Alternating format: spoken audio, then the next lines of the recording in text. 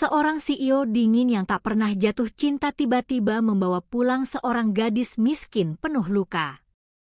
Ia tak tahu, gadis yang ia lindungi justru menyimpan rahasia kelam yang terhubung dengan keluarganya sendiri dan kekuasaan besar di balik layar. Ketika cinta bertabrakan dengan darah dan pengkhianatan, siapa yang akan hancur lebih dulu?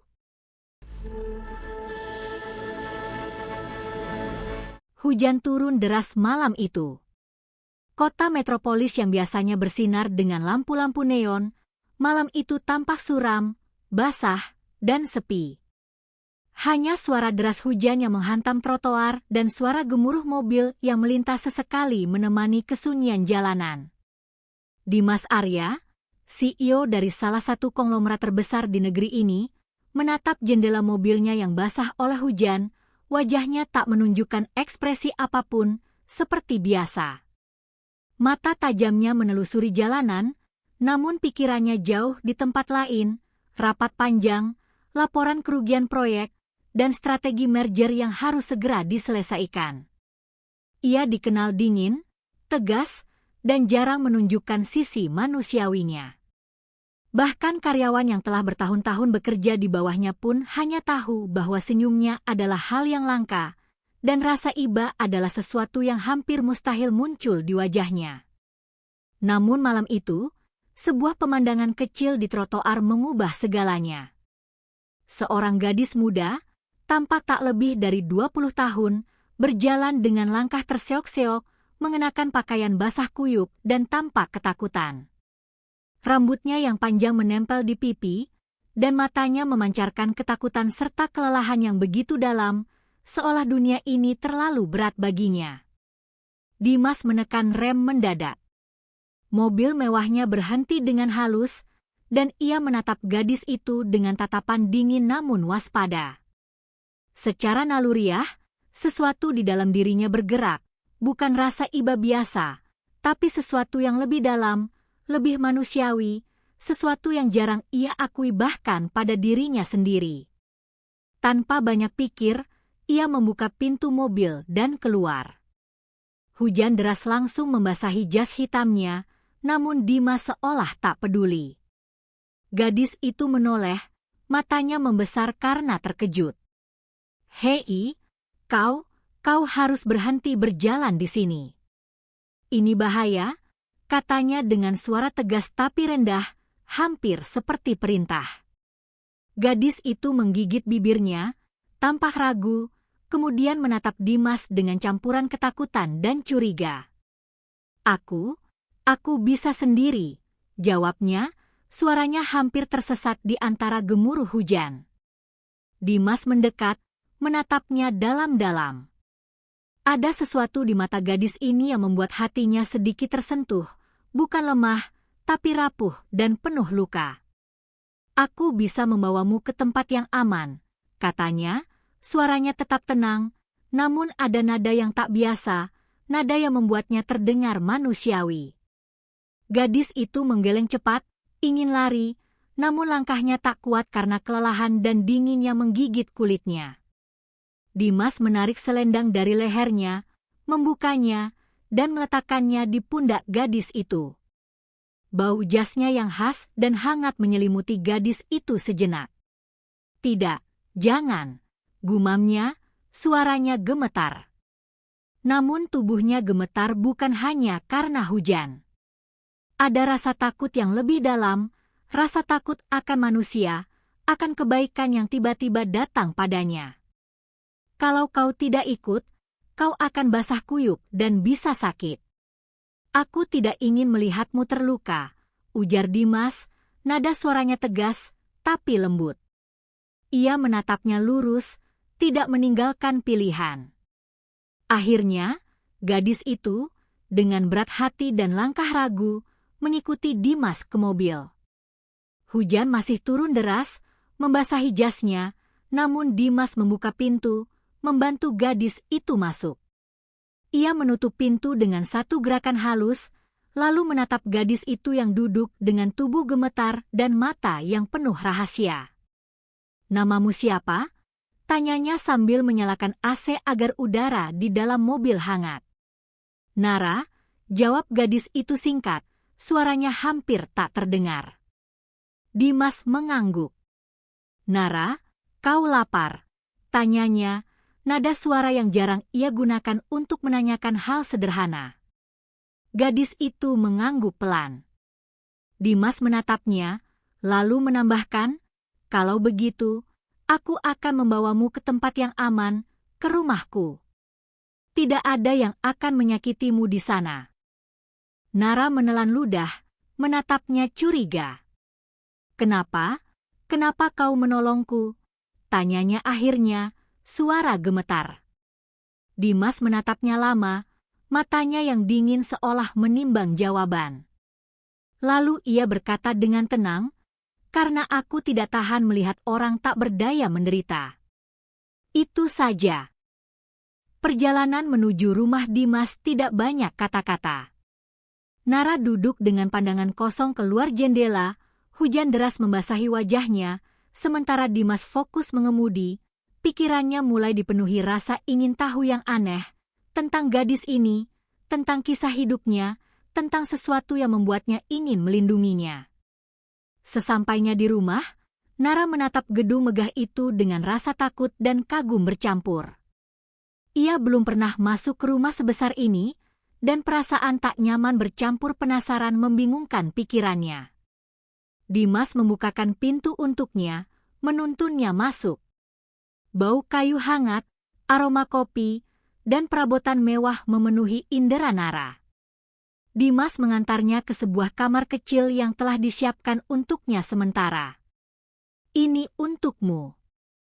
Hangat, bersih, aman, ujarnya, suaranya hampir lembut, sesuatu yang membuat Nara terdiam, tidak tahu harus berkata apa.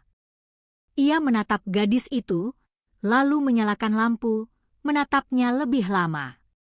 Ada rasa ingin melindungi yang tak biasa muncul di hatinya, bukan perintah, bukan kewajiban, tapi sesuatu yang manusiawi. Nara menunduk, menatap tangannya sendiri, dan untuk pertama kalinya ia merasa aman, meski hatinya masih penuh ketakutan.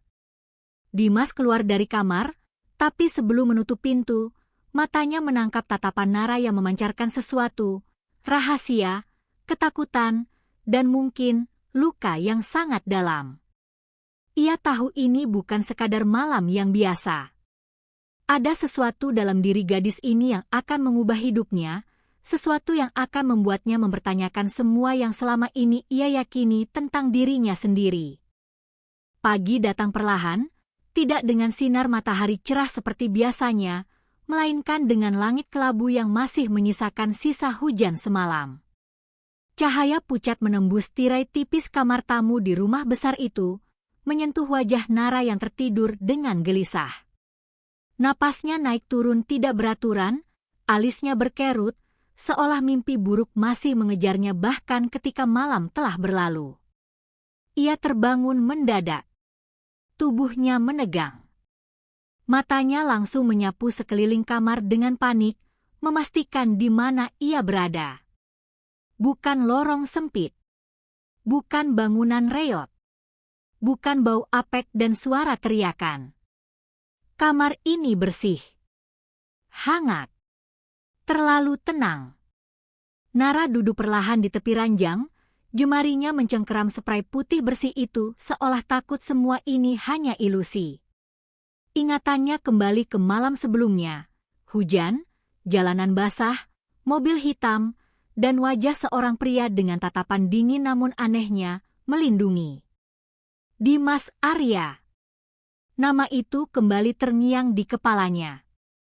Ia berdiri perlahan, melangkah dengan hati-hati menuju pintu.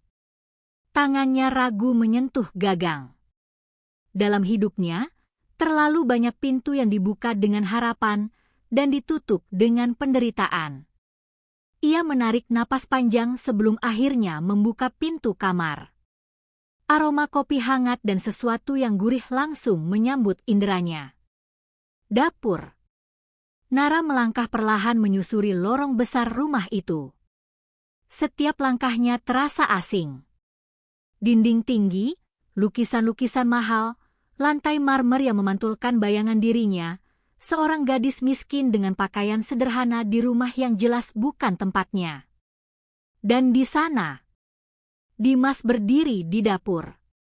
Ia tidak mengenakan jas mahal atau setelan rapi. Pria itu mengenakan kemeja sederhana dengan lengan digulung, celemek hitam terikat di pinggangnya. Rambutnya sedikit berantakan, ekspresinya fokus saat ia mengaduk sesuatu di atas kompor. Nara terdiam. Untuk sesaat, ia bertanya-tanya apakah ia masih bermimpi. CEO dingin yang semalam menatapnya dengan ketegasan itu kini berdiri memasak dengan tenang. Tanpa aura mengintimidasi. Tanpa wajah beku. Hanya seorang pria dewasa yang tampak manusiawi. "Kau sudah bangun?" Suara Dimas terdengar tanpa ia menoleh. Nada suaranya datar, namun tidak dingin. "Duduklah. Supnya hampir siap." Nara menelan ludah. Aku tidak mau merepotkan." "Kau tidak merepotkan," potong Dimas singkat. "Kalau kau lapar, kau makan. Itu saja." Nada tegas itu membuat Nara menurut. Ia duduk di kursi dapur, kedua tangannya bertumpu di pangkuan. Ia menunduk, memperhatikan uap sup yang mengepul perlahan. Perutnya bergejolak, bukan hanya karena lapar, tapi karena perasaan asing yang mengganggu. Sudah berapa lama ia tidak makan dengan tenang, tanpa rasa takut akan diusir? Dimas meletakkan mangkuk di hadapannya. "Makanlah. Tubuhmu terlalu dingin semalam." Nara mengangkat sendok dengan tangan gemetar. Suapan pertama membuat matanya memanas. Hangat. Sederhana. Tapi terasa seperti sesuatu yang telah lama hilang dari hidupnya. "Terima kasih," ucapnya lirih. Dimas duduk di seberangnya, menatapnya tanpa berkata apa-apa. Tatapan itu membuat Nara gugup. Ia terbiasa ditatap dengan curiga, dengan niat buruk. Namun tatapan Dimas berbeda, seolah pria itu sedang mengamati sesuatu yang ingin ia pahami, bukan kuasai. "Kau bisa tinggal di sini sementara," kata Dimas akhirnya. "Sampai kau merasa aman." Sendok di tangan Nara berhenti. "Aman?" gumamnya pelan, hampir seperti kata asing. "Tidak ada tempat yang benar-benar aman." Dimas mengerutkan kening. "Di rumah ini, tidak ada yang akan menyentuhmu tanpa izinku." Kalimat itu terdengar dingin, namun justru membuat dada Nara terasa hangat dan sesak bersamaan. Ada kekuatan di sana. Perlindungan yang nyata. Ia mengangguk pelan, meski hatinya masih penuh keraguan. Hari berjalan perlahan. Dimas membiarkan Nara beristirahat. Ia tidak menginterogasi. Tidak memaksa cerita. Sesuatu dalam dirinya, insting yang jarang ia dengarkan, mengatakan bahwa gadis ini sudah terlalu sering dipaksa. Nara menghabiskan waktu di ruang keluarga, duduk dengan kaku di sofa besar. Ia merasa seperti tamu yang tidak diundang di dunia yang terlalu rapi. Setiap suara langkah membuatnya menoleh cepat, setiap bunyi pintu membuat bahunya menegang. Dimas memperhatikannya dari kejauhan. Ia menyadari sesuatu yang mengganggu pikirannya, betapa Nara selalu bersiap untuk lari. Sore hari, Dimas mendekat dan menyerahkan sebuah ponsel. "Ini untukmu." Nara menatap benda itu seperti sesuatu yang berbahaya. "Aku tidak bisa menerimanya." "Bukan hadiah," ujar Dimas tegas. "Alat komunikasi. Jika sesuatu terjadi, kau bisa menghubungiku." Ia ragu, lalu menerima dengan tangan gemetar. "Terima kasih." Mata mereka bertemu sesaat. Ada jeda aneh. Sunyi. tegang. "Kenapa kau takut?" tanya Dimas tiba-tiba. Pertanyaan itu menghantam Nara seperti petir. Ia menunduk cepat. "Aku tidak takut." "Kau berbohong," jawab Dimas datar. "Tubuhmu mengatakan hal lain." Nara menggigit bibirnya. Dadanya naik turun. Ia ingin berbicara, tapi kata-kata terasa seperti duri di tenggorokannya. "Aku hanya tidak terbiasa diperlakukan baik," ujarnya akhirnya. "Biasanya, kebaikan selalu ada harganya." Dimas terdiam lama. Kata-kata itu menusuk sesuatu di dalam dirinya, sesuatu yang tidak nyaman. Ia terbiasa melihat dunia sebagai transaksi. Kekuasaan. Keuntungan. Tapi dari bibir gadis ini, kalimat itu terdengar seperti luka yang terlalu sering dibuka paksa. "Di sini tidak," katanya akhirnya. "Setidaknya, selama aku masih di sini." Malam kembali turun. Nara berbaring di kamar, menatap langit-langit. Untuk pertama kalinya setelah sekian lama, ia tidak merasa sendirian sepenuhnya. Namun justru perasaan itu membuatnya takut. Karena ia tahu, jika Liliana tahu di mana ia berada, semua ini akan runtuh. Ponsel di samping bantalnya bergetar. Nomor tidak dikenal. Pesan masuk. "Kau pikir bersembunyi akan menyelamatkanmu? Jangan bodoh, Nara. Aku selalu tahu di mana kau berada." Wajah Nara memucat. Tangannya gemetar hebat. Napasnya tercekat. Ia menoleh ke pintu kamar. Ke rumah yang terasa aman, tapi mungkin hanya sementara. Air mata menetes perlahan. Di sisi lain rumah, Dimas berdiri di balkon, menatap malam dengan pikiran yang kacau. Ia tidak tahu mengapa keberadaan gadis itu mengusik ketenangannya. Ia tidak tahu mengapa ia peduli. Namun satu hal pasti. Sejak Nara melangkah masuk rumahnya, dinding dingin yang selama ini ia bangun mulai retak tanpa ia sadari. Dan badai yang lebih besar sedang mendekat. Malam itu tidak sepenuhnya pergi. Meski matahari sudah naik dan cahaya pagi merambat masuk melalui jendela besar rumah Dimas, bayangan ketakutan masih melekat kuat di wajah Nara. Ia duduk di tepi ranjang, ponsel masih tergenggam erat di tangannya. Pesan ancaman itu terus terngiang di kepalanya, seperti bisikan yang tidak pernah benar-benar pergi. Dia sudah tahu. Kalimat itu berulang kali terlintas di benaknya. Nara menarik napas panjang, mencoba menenangkan detak jantungnya yang belum juga stabil. Ia tahu betul siapa pengirim pesan itu. Tidak ada nama. Tidak ada tanda tangan. Namun ia tidak pernah salah mengenali gaya ancaman tersebut. Singkat. Dingin. Penuh kendali. Liliana. Perempuan itu selalu seperti itu. Tidak pernah berteriak. Tidak pernah memukul secara langsung. Tapi setiap kata yang keluar darinya adalah rantai yang menjerat, menekan, dan membuat korban tidak punya ruang untuk bernapas. Nara memejamkan mata, dan ingatan masa kecilnya kembali menyeretnya ke masa yang ingin ia lupakan. Bangunan besar bercat putih. Pagar tinggi. Senyum palsu para pengurus. Kata-kata manis tentang masa depan cerah dan kesempatan hidup yang lebih baik. Semua itu terdengar indah sampai pintu ditutup dan dunia berubah. Ia masih kecil saat pertama kali bertemu Liliana. Perempuan itu datang dengan pakaian elegan, sepatu hak tinggi, dan senyum yang terlihat hangat di mata orang dewasa lain. Liliana membelai rambutnya, berkata bahwa Nara adalah anak pintar, anak baik, anak yang punya nilai.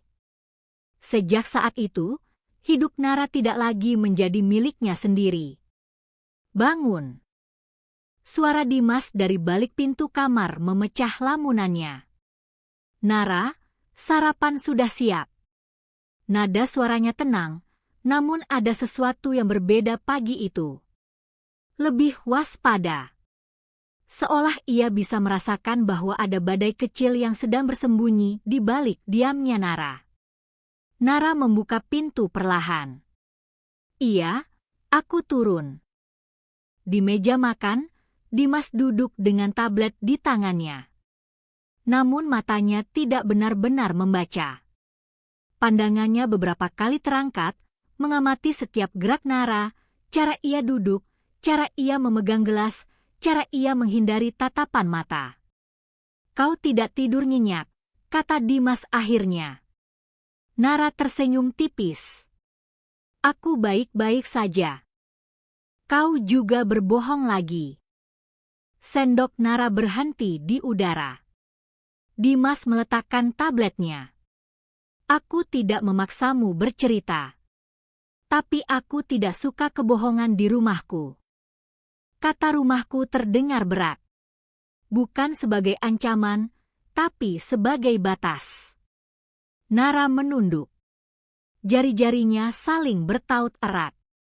Ia ragu. Takut. Namun juga lelah untuk terus bersembunyi. Aku dibesarkan di panti, katanya akhirnya. Suaranya lirih, hampir tak terdengar. Tapi, hidupku tidak berhenti di sana. Dimas tidak menyela. Ada seorang wanita yang memilih anak-anak tertentu. Katanya untuk diberi pendidikan, perlindungan, masa depan. Nara tertawa kecil, pahit. Aku termasuk yang dipilih. Dimas mengerutkan kening. Nalurinya sebagai pemimpin, sebagai orang yang terbiasa membaca manusia, langsung siaga. Namanya Liliana, lanjut Nara. Tubuhnya menegang saat mengucapkan nama itu. Dia bukan penyelamat. Dia pengendali. Nara menceritakan semuanya. Bagaimana sejak kecil ia diajari untuk patuh. Bagaimana setiap kebaikan selalu diikuti tuntutan. Bagaimana ia tumbuh dengan rasa bersalah jika berani menolak. Liliana membentuknya menjadi seseorang yang selalu takut kehilangan perlindungan. Dia tidak pernah menyentuhku secara fisik, kata Nara cepat, seolah ingin mencegah kesimpulan tertentu. Tapi, pikiranku, pilihanku, hidupku, semua ada di tangannya. Dimas menggenggam rahangnya. Ada amarah yang perlahan naik ke permukaan, amarah yang jarang ia rasakan untuk urusan pribadi. Kenapa kau kabur? Tanyanya. Karena aku tahu sesuatu yang seharusnya tidak aku ketahui, jawab Nara. Aku mendengar pembicaraan. Tentang uang. Tentang perusahaan. Tentang keluarga Anda. Kalimat itu membuat udara di ruangan terasa berat. Apa maksudmu? Suara Dimas menajam. Nara mengangkat wajahnya. Matanya berkaca-kaca.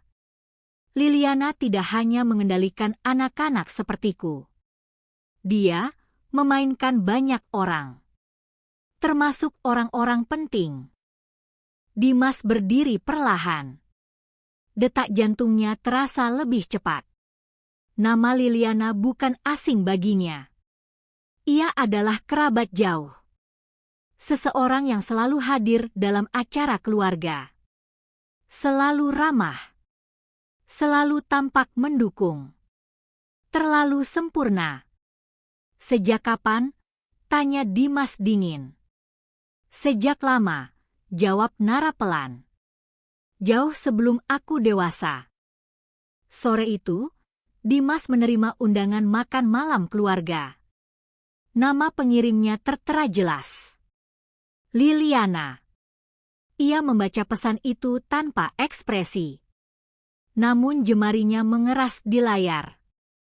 Aku dengar kau membawa tamu ke rumahmu. Aku penasaran. Dimas menoleh ke arah Nara yang berdiri tak jauh darinya. Wajah gadis itu kembali pucat. Ketakutan yang sama seperti semalam muncul lagi. Kau mengenalnya, bisik Nara. Bukan pertanyaan. Pernyataan. Dimas mengangguk pelan. Dan aku mulai memahami sesuatu. Malam itu, Liliana datang ke rumah Dimas dengan senyum anggun dan gaun mahal. Ia memeluk Dimas seolah tidak ada jarak di antara mereka, lalu menoleh ke arah Nara dengan mata yang berkilat, tajam, menghitung, menguasai. Jadi ini gadis yang kau selamatkan, ujar Liliana lembut. Kasihan sekali. Nara menunduk. Tubuhnya kaku. Dimas melangkah maju setengah langkah. Dia tamuku. Liliana tersenyum lebih lebar. Tentu. Aku hanya ingin memastikan dia baik-baik saja. Tatapan mereka bertemu. Dan untuk pertama kalinya, Dimas melihat sesuatu di balik wajah ramah itu. Sesuatu yang gelap. Sesuatu yang haus kendali. Senyum Liliana tidak pernah pudar. Namun nada suaranya berubah, nyaris tak terdengar. Beberapa orang, lebih aman jika tetap berada di tempatnya. Nara menggigil. Dimas berdiri tegak. Selama dia di rumahku, tidak ada siapapun yang menyentuhnya. Liliana menepuk tangan pelan. Kau selalu keras kepala sejak kecil, Dimas.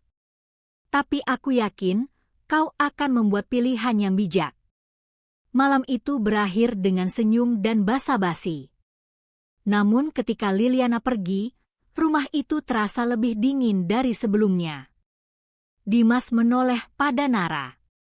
Mulai sekarang, kau tidak sendirian.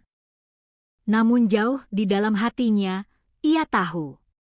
Dengan membiarkan Nara tinggal, ia baru saja melangkah masuk ke medan perang yang sesungguhnya.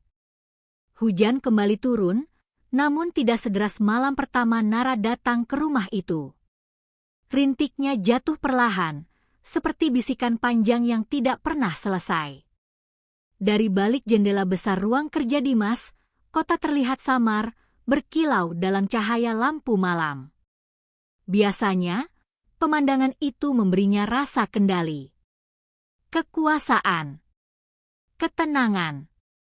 Namun malam ini, tidak. Dimas berdiri dengan tangan di saku celana, pikirannya penuh.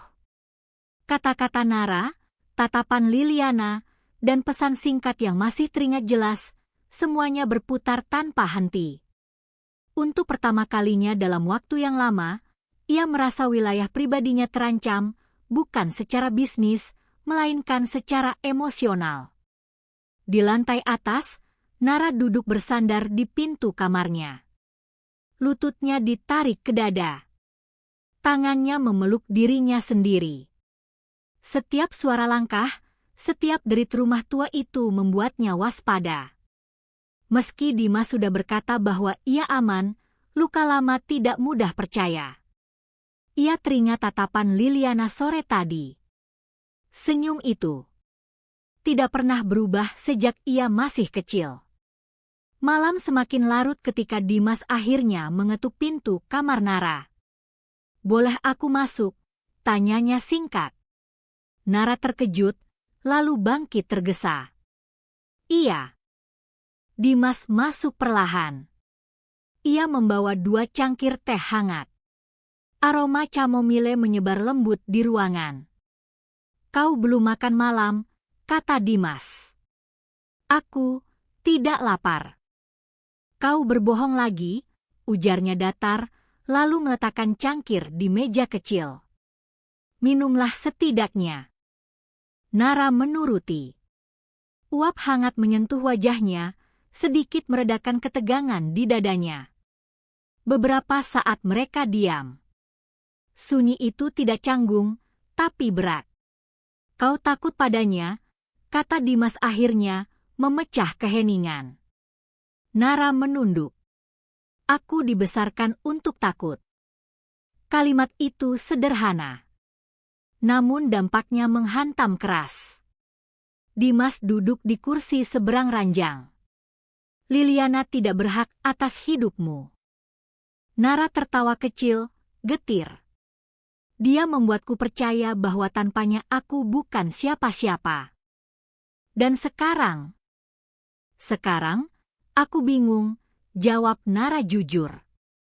Karena untuk pertama kalinya, ada seseorang yang tidak meminta apapun dariku. Tatapan mereka bertemu. Ada sesuatu yang bergeser malam itu. Dimas menyadarinya. Ia tidak lagi melihat Nara sebagai seseorang yang perlu dilindungi semata. Ia melihat seorang perempuan muda yang berjuang keluar dari jerat yang tak terlihat. Kau tidak berutang apapun padaku, kata Dimas pelan. Kau tinggal di sini karena aku memilih begitu. Kenapa? Tanya Nara lirih. Pertanyaan itu menggantung lama. Dimas tidak langsung menjawab. Ia menatap cangkir tehnya yang hampir tak tersentuh. Karena aku tidak bisa membiarkan Liliana menang dengan cara seperti ini. Itu bukan jawaban sepenuhnya jujur. Namun cukup untuk saat ini. Hari-hari berikutnya berlalu dengan ritme yang aneh namun menenangkan. Nara mulai membantu hal-hal kecil di rumah, menyiram tanaman, merapikan buku, memasak makanan sederhana yang membuat Dimas terdiam karena rasanya mengingatkannya pada masa kecil yang hampir ia lupakan. Mereka mulai berbicara lebih banyak. Tentang hal-hal sepele. Tentang musik. Tentang buku. Tentang hujan. Dimas mendapati dirinya menunggu waktu pulang dengan perasaan yang tidak biasa. Ia bahkan membatalkan beberapa jam makan malam bisnis tanpa alasan jelas. Dan itu tidak luput dari perhatian Liliana. Di sebuah restoran mahal, Liliana duduk dengan seorang pria berjas abu-abu. Tangannya mengaduk kopi perlahan, senyumnya tipis. Dia mulai melemah, katanya pelan. Perempuan itu mengganggunya. Pria itu mengangguk. Apa yang harus kita lakukan? Liliana menatap keluar jendela. Tekan dari sisi emosional. Buat gadis itu merasa bersalah. Takut. Ingatkan dia siapa yang mengendalikan masa lalunya. Kembali ke rumah, Nara berdiri di dapur ketika ponselnya kembali bergetar. Pesan masuk. Nomor yang sama. Kau menikmati hidup barumu? Jangan lupa, aku yang membesarkanmu. Aku juga bisa menghancurkanmu. Sendok terjatuh dari tangannya. Suaranya menggema di lantai. Dimas yang baru masuk rumah langsung menoleh.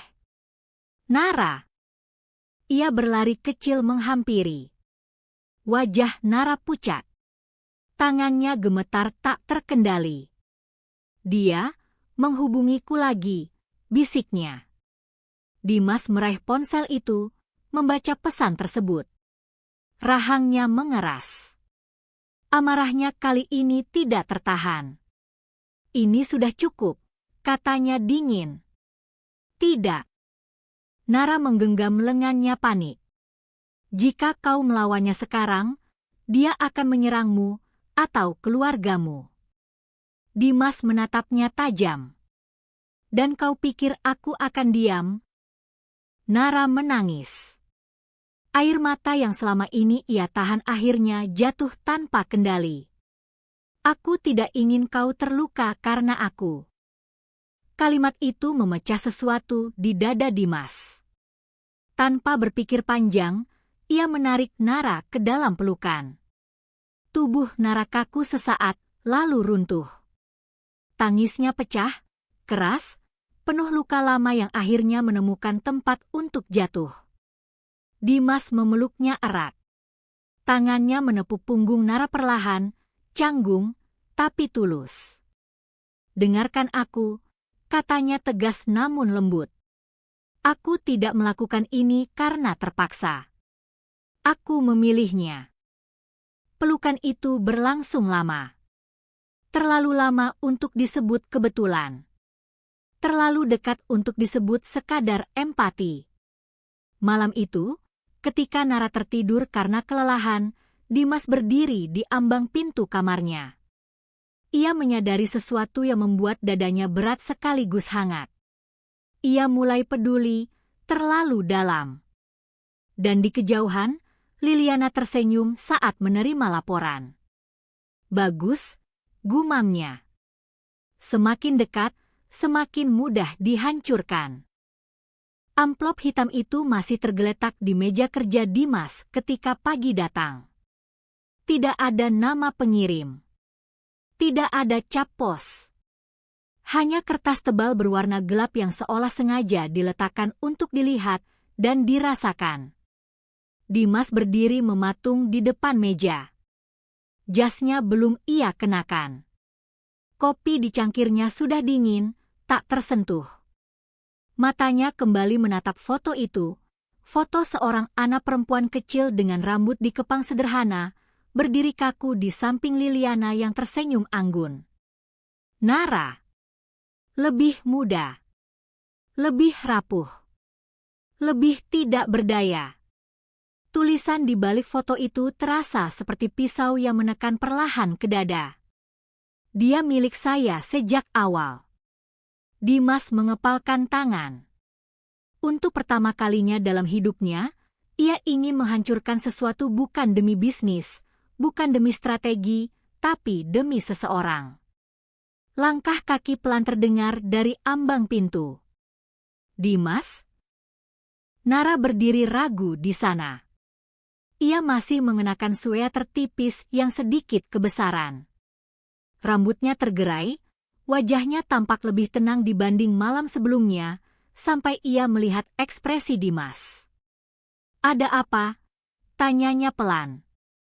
Dimas tidak menjawab. Ia hanya mendorong amplop itu perlahan ke arah Nara. Begitu melihat foto itu, warna wajah Nara langsung lenyap. Tangannya gemetar hebat. Nafasnya tersengal, seolah udara di ruangan itu tiba-tiba menghilang. Dia mengirim ini.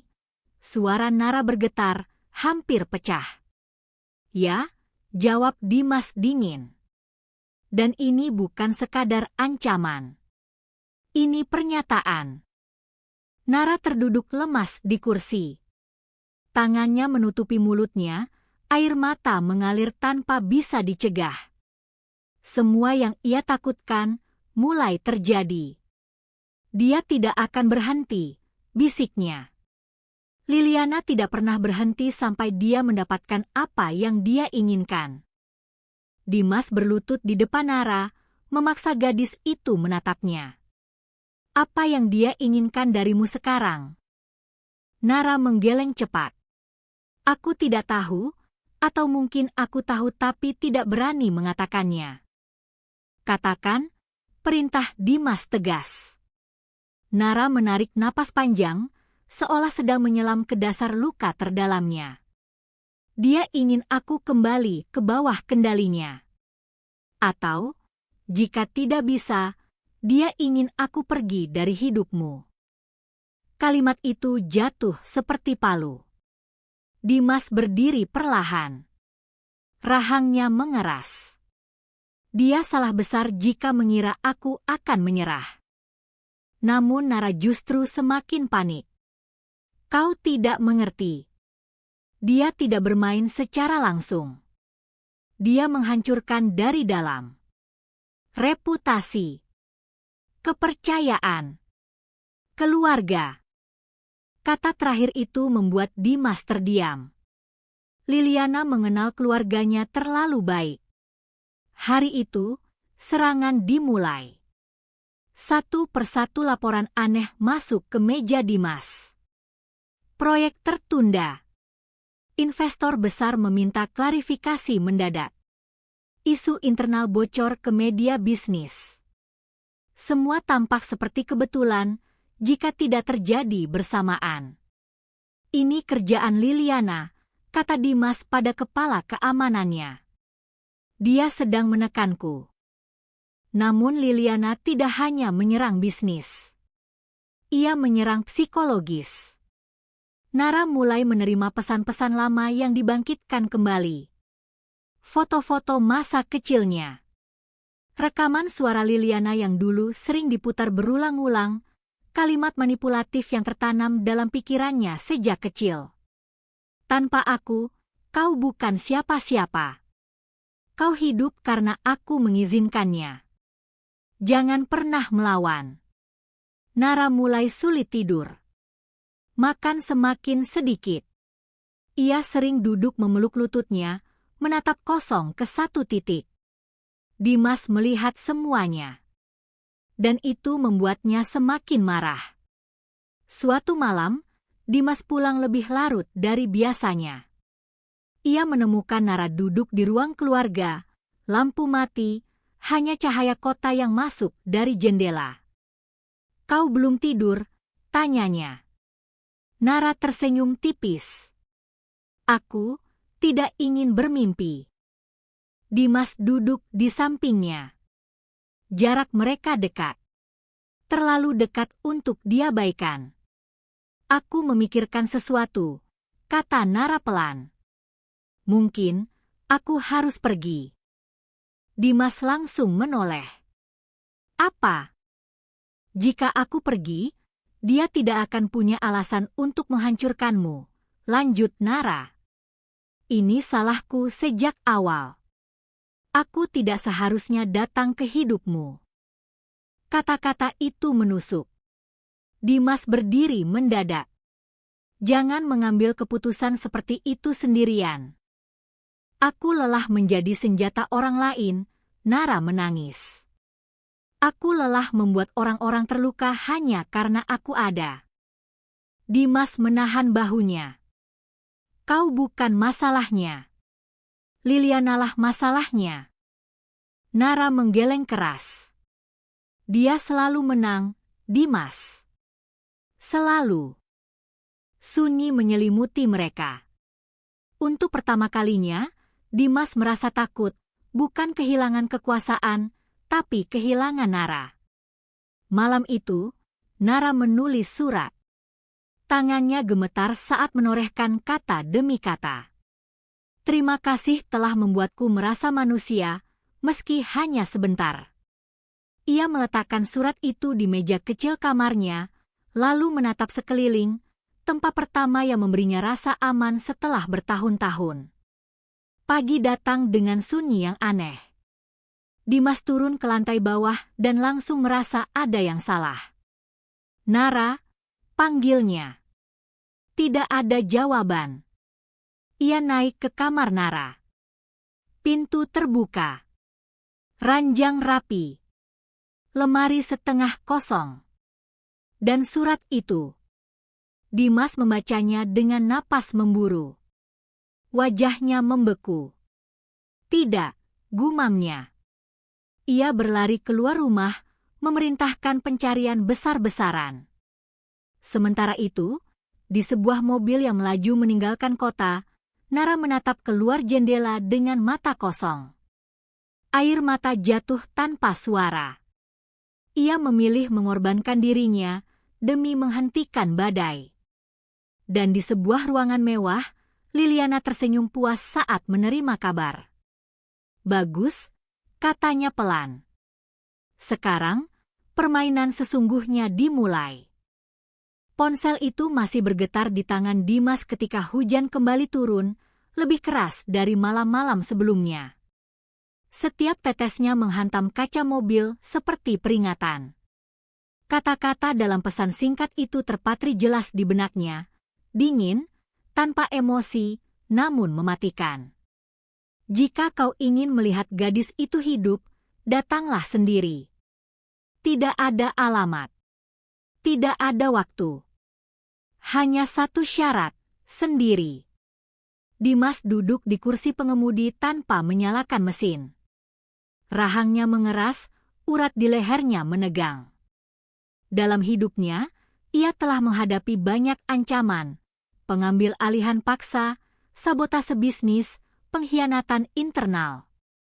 Namun ini berbeda. Kali ini bukan angka. Bukan kekuasaan. Ini nyawa.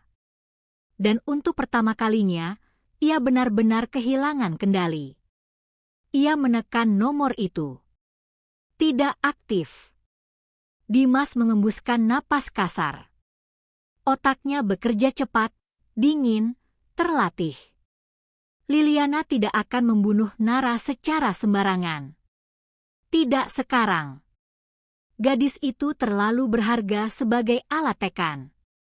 Artinya, masih ada waktu. Tapi tidak banyak.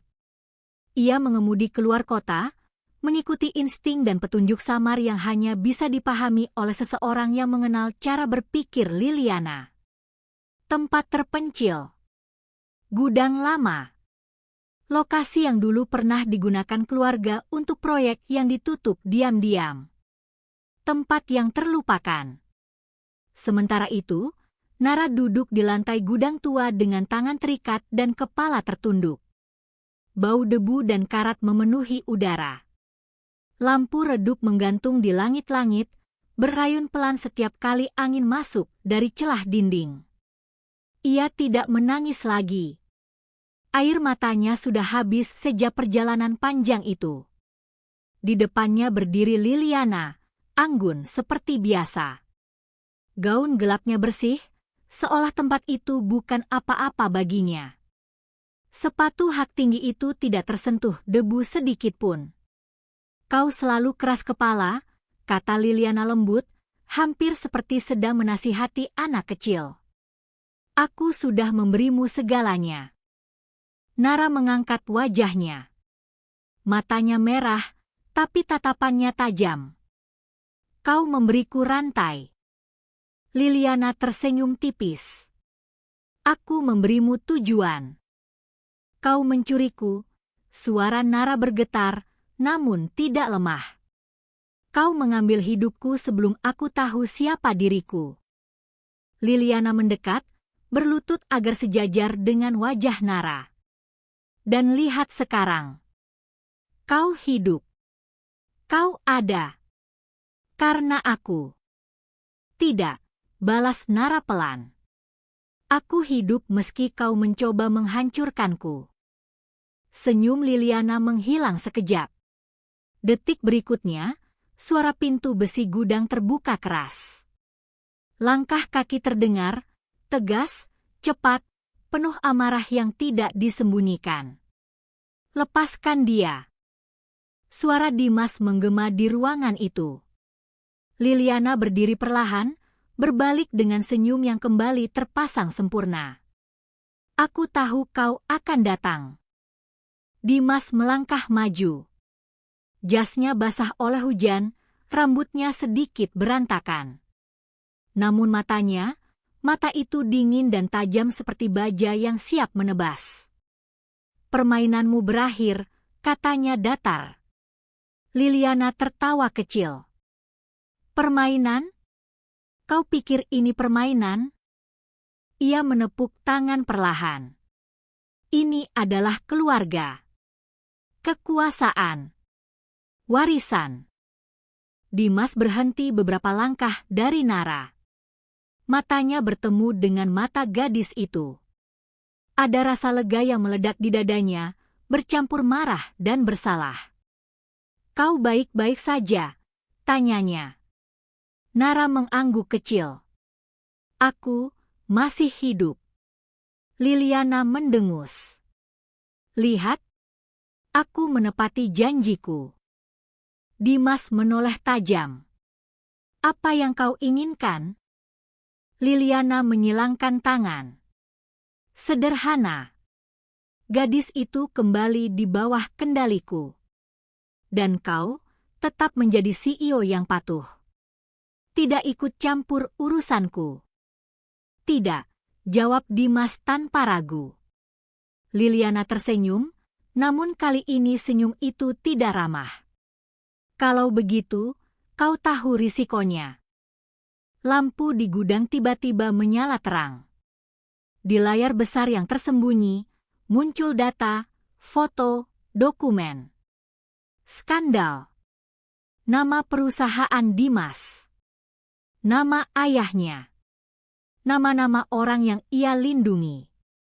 Kau lihat, ujar Liliana tenang. Satu klik, dan semua runtuh. Dimas menggertakkan gigi. Kau gila. Mungkin, balas Liliana ringan. Tapi aku berkuasa. Nara menatap layar itu dengan dada sesak. Hentikan, ini salahku. Aku akan kembali. Tidak. Dimas berteriak untuk pertama kalinya. Suara itu membuat Nara tersentak. Bahkan Liliana terdiam sejenak. Dimas melangkah ke depan, berdiri di antara Nara dan Liliana. Jika kau ingin menghancurkan sesuatu, hancurkan aku. Bukan dia. Liliana menatapnya lama. Tatapan itu penuh perhitungan dan sesuatu yang lebih gelap. Menarik, gumamnya. Kau jatuh cinta. Dimas tidak menyangkal. Nara terisak. Dimas, jangan. Diam, katanya lembut pada Nara tanpa menoleh. Untuk sekali ini, biarkan aku yang melindungimu. Liliana tertawa pelan, lalu berhenti mendadak. Kalau begitu, kita lihat seberapa jauh kau mau berkorban. Ia memberi isyarat. Seseorang di balik bayangan melangkah maju. Seorang pria dengan wajah asing, namun seragamnya membuat darah Dimas membeku. Petugas. Kenalkan, kata Liliana. Salah satu orang yang berutang padaku. Nara membeku. Kau tidak hanya menculik, kata Dimas rendah. Kau membangun jaringan. Liliana mendekat ke telinganya. Aku membangun dunia. Kau hanya mewarisinya. Situasi memanas. Udara terasa menyesakan. Dimas tahu satu langkah salah, dan segalanya berakhir. Ia menatap Nara sekali lagi. Dan membuat keputusan. Aku akan menyerahkan semua saham kendaliku, katanya keras. Aku akan mundur. Tapi dia bebas. Nara menjerit. Tidak. Jangan. Liliana terdiam. Untuk pertama kalinya, ia terlihat benar-benar terkejut. Kau, serius? Lepaskan dia, ulang Dimas tanpa gentar. Atau aku pastikan semua ini terbongkar, termasuk jaringan kotormu. Sunyi. Lalu Liliana tersenyum. Baik, katanya pelan. Kesepakatan yang menarik. Ia memberi isyarat pada anak buahnya untuk melepas ikatan Nara. Namun saat Nara berdiri, Liliana berbisik lirih, cukup untuk didengar Dimas. Kau lupa satu hal. Lampu mati seketika. Suara benturan terdengar. Dan jeritan Nara memecah kegelapan. Gelap. Hanya itu yang tersisa. Gelap yang pekat, dingin, dan menyesakan. Dimas meraba-raba di udara, napasnya berat, dadanya berdebar keras seperti ingin meledak. Bau debu dan karat bercampur dengan aroma besi basah. Lampu padam total. Tidak ada cahaya. Tidak ada arah. Nara, teriaknya. Tidak ada jawaban. Hanya suara langkah kaki yang berlarian, gema sepatu di lantai gudang, dan tawa kecil, tawa yang sangat ia kenal. Liliana. Kau selalu bereaksi berlebihan. Dimas, suara itu terdengar santai, seolah semua ini hanyalah permainan papan. Tenang saja. Dia belum mati. Kau menyentuhnya. Dimas menggeram, menahan diri agar tidak menyerang membabi buta. Kau melanggar kesepakatan. Kau salah, balas Liliana ringan. Kesepakatan belum pernah terjadi. Kita masih bernegosiasi. Dimas akhirnya merasakan sesuatu di tangannya. Kain. Rambut. Nara. Ia berlutut, menarik tubuh itu ke dalam pelukannya. Nara menggigil. Napasnya terengah. Keningnya berdarah tipis akibat benturan, namun matanya masih terbuka. Tangannya mencengkeram lengan Dimas seolah itu satu-satunya jangkar yang menahannya tetap hidup. Aku, di sini, bisiknya lemah. Dimas memeluknya erat. Amarahnya berubah menjadi sesuatu yang lebih berbahaya, tekad dingin. Lampu kembali menyala. Semua terhenti seketika. Liliana berdiri beberapa meter dari mereka, wajahnya datar, mata tajam. Di sekelilingnya berdiri beberapa orang, termasuk pria berseragam tadi. Petugas itu kini tak lagi bersembunyi. Wajahnya dingin. Profesional. Tidak ragu. Kau lihat, kata Liliana. Aku selalu punya kendali. Dimas berdiri perlahan, menempatkan tubuhnya di depan Nara. Permainan ini berakhir malam ini. Liliana mendesah pelan. Kau masih tidak mengerti. Ini bukan tentang gadis itu. Ini tentang kau dan warisan yang kau kira milikmu. Ia melangkah mendekat. Setiap langkahnya mantap. Berkuasa. Kau tahu siapa yang membiayai proyek ayahmu bertahun-tahun lalu? Tanyanya pelan. Kau tahu siapa yang membersihkan semua jejak kotor itu? Dimas membeku. Kau pikir keluarga kalian bersih? Liliana tersenyum sinis. Aku yang membuat nama Arya tetap berdiri. Nara mendengarkan dengan dada bergetar. Kata-kata itu seperti membuka pintu menuju kebenaran yang lebih kelam. Dan kau, Liliana menoleh ke arah Nara, kau hanyalah bagian kecil dari sistem yang kubangun. Investasi jangka panjang. Manusia bukan investasi, teriak Nara dengan sisa tenaga. Liliana tertawa pendek. Kau terlalu emosional.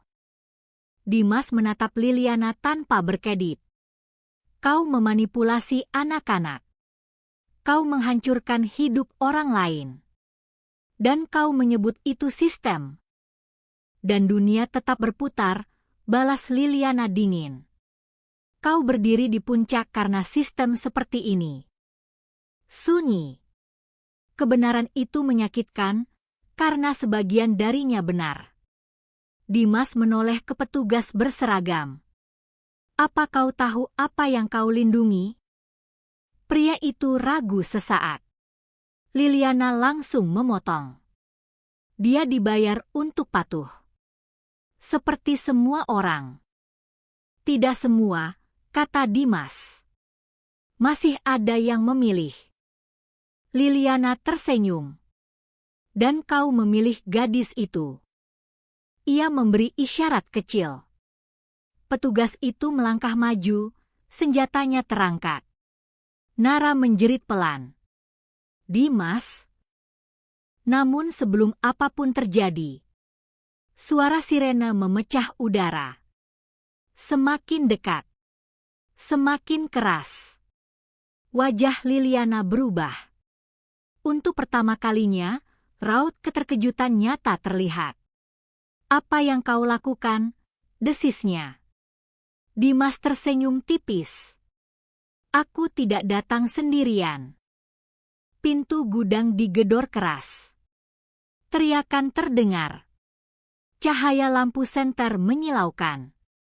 Kekacauan meledak. Petugas berseragam itu mundur. Orang-orang Liliana panik. Beberapa mencoba kabur. Liliana menatap Dimas dengan mata menyala.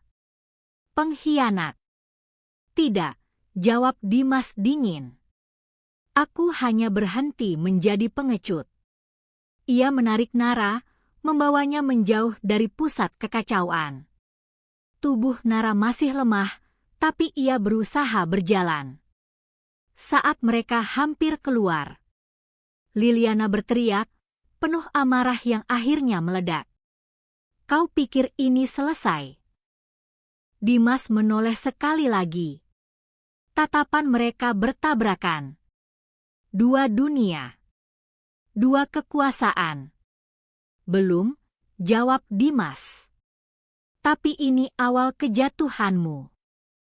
Beberapa jam kemudian. Rumah sakit. Nara terbaring di ranjang, kepalanya diperban. Tubuhnya lelah, namun matanya terbuka. Dimas duduk di sampingnya, jaketnya masih basah, wajahnya penuh garis kelelahan. Kau seharusnya tidak melakukan itu, bisik Nara. Apa? Tanya Dimas pelan. Menyerahkan segalanya untukku. Dimas menatapnya lama. Aku tidak kehilangan apapun yang penting. Air mata Nara jatuh. Aku takut. Aku juga, jawab Dimas jujur. Tapi aku tidak akan mundur. Pintu kamar terbuka. Seorang pria paruh baya masuk, Paman Dimas. Wajahnya tegang. Dimas, katanya berat. Kau harus tahu. Liliana tidak bertindak sendiri. Banyak nama besar terlibat. Dimas mengangguk. Aku tahu. Dan satu hal lagi, lanjut pria itu pelan. Statusmu sebagai CEO akan dipertanyakan. Dimas menoleh ke Nara. Ia menggenggam tangan gadis itu erat. Kalau begitu, katanya mantap, biarkan semuanya terbongkar. Di kejauhan, di ruang tahanan sementara, Liliana duduk dengan punggung tegak. Senyumnya kembali muncul, pelan, penuh arti. Kau lupa satu hal, Dimas, gumamnya pada dirinya sendiri. Aku tidak pernah jatuh sendirian. Ruangan itu dingin. Bukan karena pendingin udara, melainkan karena kenyataan yang perlahan merayap, menekan dada, dan mematikan harapan satu persatu. Dimas duduk di kursi besi ruang penyelidikan, menatap berkas tebal berwarna coklat tua di hadapannya. Namanya tertera jelas di sudut kanan. Nama keluarganya. Nama yang selama ini ia jaga mati-matian. Dan kini menjadi ancaman. Penyelidik itu berdiri di seberang meja. Wajahnya datar. Profesional. Tidak ada empati, tidak ada kebencian. Berkas ini berisi rangkaian transaksi, kesaksian, dan dokumen lama, katanya pelan. Sebagian besar terjadi bertahun-tahun lalu. Tapi dampaknya masih terasa sampai sekarang. Dimas tidak langsung membuka berkas itu. Tangannya diam di atas meja. Jemarinya kaku. Nama ayah saya, katanya rendah, tercatat sebagai apa? Penyelidik itu menatapnya sejenak, lalu menjawab tanpa ragu, sebagai salah satu pendiri jaringan pendanaan tidak resmi yang dikelola Liliana. Kalimat itu jatuh seperti palu godam. Dimas memejamkan mata. Ia selalu tahu ayahnya bukan orang suci. Ia tahu ada keputusan-keputusan kelam dalam membangun kerajaan bisnis. Namun mendengar kebenaran itu secara langsung, berbeda. Ini bukan rumor. Bukan asumsi. Ini fakta. Apakah ayah saya tahu tentang anak-anak? Suara Dimas bergetar tipis. Penyelidik membuka halaman tertentu. Ada indikasi kuat, ya. Dimas tertawa pendek. Pahit. Nyaris tidak terdengar. Jadi, gumamnya, semua ini dibangun di atas penderitaan orang lain. Ia teringat wajah Nara. tubuh kecilnya, tatapan takutnya, luka-luka yang tak terlihat. Dadanya terasa seperti diremas. Di ruang rumah sakit, Nara duduk bersandar di ranjang. Kepalanya masih terasa berat. Namun kegelisahan membuatnya tidak bisa berbaring tenang. Pintu kamar terbuka perlahan, dan Dimas masuk dengan langkah berat. Ia tampak berbeda. Seperti seseorang yang baru saja kehilangan dunia yang ia kenal. "Dimas," panggil Nara cemas. Dimas duduk di tepi ranjang. "Lama. Terlalu lama. Ada sesuatu yang harus kau dengar," katanya akhirnya. Nara menelan ludah. "Tentang Liliana." "Lebih dari itu." Dimas menceritakan semuanya. Tentang berkas. Tentang ayahnya. Tentang keterlibatan keluarga. Setiap kata terasa seperti mengoyak kulitnya sendiri. Wajah Nara semakin pucat. "Jadi," suaranya hampir tak keluar, "aku tidak salah memilih orang yang salah sejak awal." Dimas menatapnya tajam. "Ini bukan salahmu. Tapi aku bagian dari sistem itu." Nara menangis. "Aku hidup karena mereka membutuhkanku." "Kau hidup karena kau kuat," jawab Dimas tegas. "Bukan karena mereka mengizinkannya." Nara memejamkan mata. Air mata jatuh tanpa suara. Beberapa jam kemudian, Liliana dihadapkan ke ruang interogasi resmi. Tangannya diborgol. Namun sikapnya tetap anggun. Kepalanya tegak. Senyum tipis menghiasi bibirnya. "Apakah Anda menyesal?" tanya penyelidik. Liliana tertawa kecil. "Menyesal karena membangun kekuasaan? Tidak. Bagaimana dengan anak-anak yang Anda kendalikan?" "Itu investasi," jawabnya dingin. "Dunia berjalan karena orang-orang sepertiku." Penyelidik meletakkan foto Nara di meja. "Termasuk dia." Liliana menatap foto itu lama. Ada sesuatu yang melintas di matanya, bukan penyesalan, melainkan kekecewaan. Dia seharusnya tahu tempatnya. Di luar ruang interogasi, Dimas mendengar semuanya melalui kaca satu arah. Tangannya mengepal. Nafasnya berat. Ia menyadari satu hal yang menghancurkan dan membebaskannya sekaligus. Jika ia ingin menghentikan Liliana sepenuhnya, ia harus menghancurkan fondasi keluarganya sendiri. Malam itu, Dimas membuat keputusan terbesar dalam hidupnya.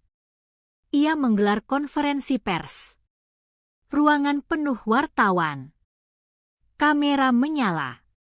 Suara riuh memenuhi udara. Dimas berdiri di podium. Wajahnya tenang, namun matanya menyimpan badai.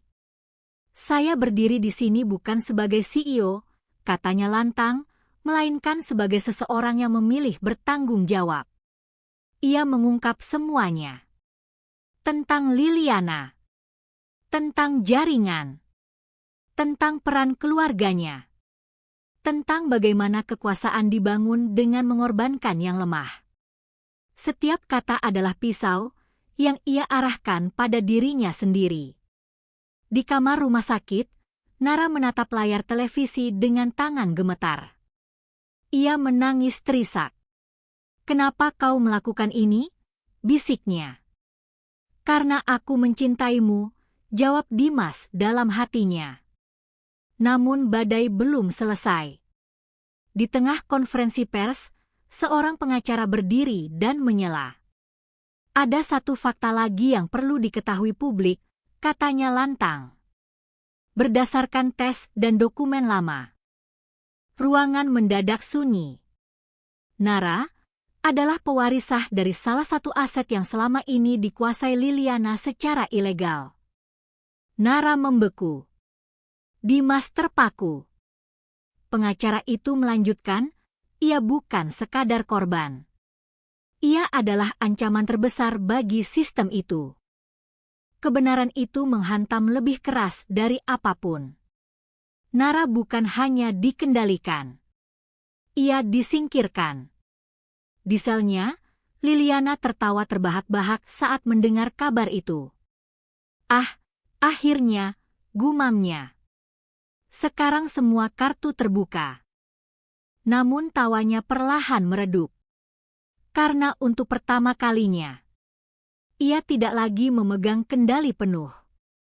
Hujan turun sejak pagi. Bukan hujan deras yang mengamuk, melainkan rintik panjang yang seolah tak berniat berhenti.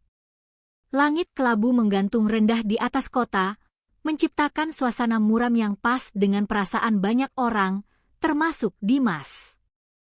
Ia berdiri di depan jendela apartemen lantai tinggi yang kini terasa asing.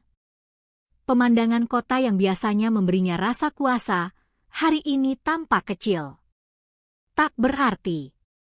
Seperti dirinya sendiri. Telepon genggamnya tergeletak di meja. Puluhan panggilan tak terjawab. Pesan masuk tanpa henti. Dewan direksi. Investor. Media.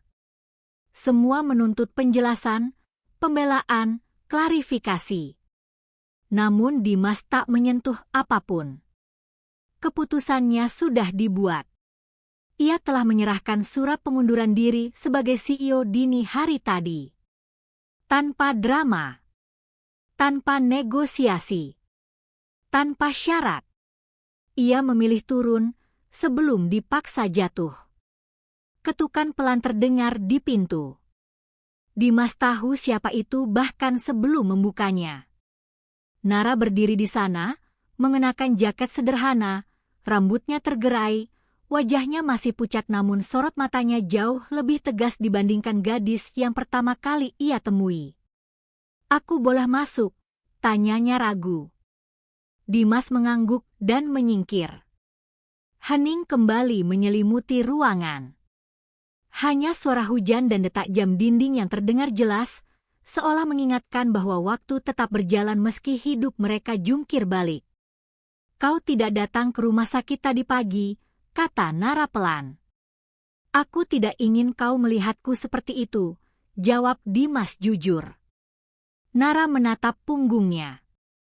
"Seperti apa?" "Seperti seseorang yang kehilangan segalanya."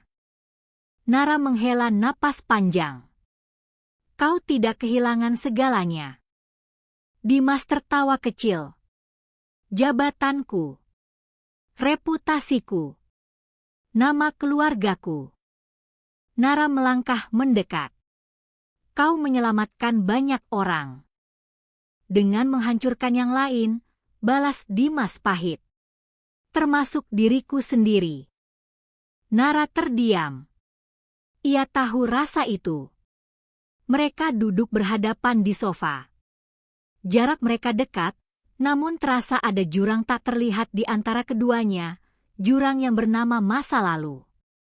"Aku dipanggil oleh pengacara negara tadi pagi," ucap Nara akhirnya. Mereka menjelaskan semuanya tentang warisan itu. Dimas menatapnya. "Dan aku resmi menjadi pemilik sah," kata Nara lirih. "Aset, dokumen, semuanya akan diproses. Aku tidak tahu harus merasa apa." Dimas mengangguk pelan. "Kau berhak atas itu." "Berhak?" Suara Nara bergetar. "Dimas, aku tumbuh tanpa apapun. Aku belajar bertahan hidup dengan ketakutan. Dan sekarang tiba-tiba, semua ini..." Ia mengepalkan tangannya. "Aku tidak ingin menjadi seperti mereka." Dimas menatapnya lama. "Kau tidak akan." "Bagaimana kau bisa yakin?" "Karena kau masih bertanya," jawab Dimas mantap. Orang jahat tidak pernah mempertanyakan dirinya sendiri. Air mata menggenang di mata Nara. Namun kebahagiaan kecil itu tak bertahan lama. Beberapa hari kemudian, berita membanjiri layar-layar publik. Kasus Liliana berkembang menjadi skandal nasional. Nama-nama besar bermunculan. Pejabat, pengusaha, aparat. Jaringan itu lebih luas dari dugaan siapapun. Namun ada satu narasi yang perlahan dibentuk media. Dimas Arya sebagai simbol. Simbol kejatuhan elit. Simbol pengkhianatan keluarga. Simbol CEO yang terlalu lemah karena perempuan. Judul-judul berita terasa seperti pukulan. CEO jatuh karena gadis misterius. Cinta membutakan pewaris Arya Group. Kesaksian menghancurkan dinasti sendiri. Nara membaca semuanya dengan dada sesak. Ini salahku, bisiknya suatu malam. Dimas menoleh tajam. Jangan pernah berkata begitu. Kalau aku tidak muncul di hidupmu. Berhenti, potong Dimas. Aku membuat pilihan. Sepenuhnya sadar. Tapi kau membayar mahal. Dan aku tidak menyesal. Keheningan kembali turun. Namun di dalam keheningan itu, ketegangan baru tumbuh. Dimas mulai menjauh. Bukan karena ia berhenti peduli, melainkan karena ia takut. Takut Nara akan ikut tenggelam bersamanya. Takut cintanya justru menjadi beban. Ia menolak menemani Nara ke pertemuan hukum. Menolak muncul di depan publik bersamanya. Bahkan sering pulang larut malam tanpa penjelasan. Hingga suatu malam, Nara akhirnya berkata, "Kau mendorongku pergi." Dimas terdiam. "Apa kau menyesal mengenalku?" tanya Nara, suaranya pecah. Dimas menatap lantai. "Aku menyesal menyeretmu ke dunia yang kotor." "Aku sudah hidup di dunia kotor sejak kecil," balas Nara tegas. "Yang berbeda sekarang, aku tidak sendirian." Dimas mengangkat wajahnya. Mata mereka bertemu. "Aku tidak butuh diselamatkan," lanjut Nara. "Aku butuh ditemani." Kata-kata itu menghantam lebih keras dari semua tuduhan publik. Dimas berdiri, berjalan mendekat, namun berhenti satu langkah di depan Nara. "Kalau kau tetap di sisiku," katanya pelan, "hidupmu tidak akan pernah tenang." Nara tersenyum tipis, air mata mengalir. "Aku tidak pernah mencari ketenangan." Ia meraih tangan Dimas. Menggenggamnya erat. "Aku mencari kebenaran." Untuk pertama kalinya sejak badai itu, Dimas merasa bernapas. Namun di balik semua itu, bahaya belum sepenuhnya sirna. Di balik jeruji, Liliana duduk menatap layar kecil di ruang tahanan. Berita tentang Nara dan Dimas diputar berulang kali. Senyumnya perlahan muncul kembali. "Mereka pikir ini sudah selesai," gumamnya. Padahal, ini baru penutup pertama. Ia mencondongkan tubuh ke depan, menatap tajam. "Ada satu rahasia lagi," bisiknya. Dan ketika itu keluar, tidak ada yang akan selamat. Di saat yang sama, Nara menerima amplop coklat tanpa pengirim di depan apartemen. Di dalamnya, sebuah foto lama. Foto ibunya. Berdiri di samping ayah Dimas. Dan tulisan tangan di belakangnya membuat napas Nara terhenti. "Kau belum tahu siapa dirimu sebenarnya."